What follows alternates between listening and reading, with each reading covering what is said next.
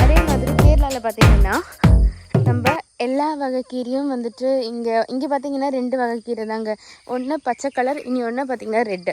அதிகமாக இங்கே எல்லாருமே சாப்பிட்றது ரெட் கலர் கீரை தான். அப்போ பார்த்தீங்கன்னா இந்த ரெட் கலர் கீரைக்கு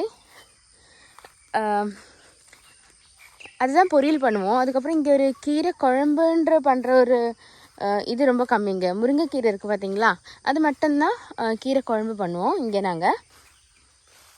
மற்றதெல்லாம் இப்படி தான் இருக்கும். நான் காமிச்சு தரேன் உங்களுக்கு.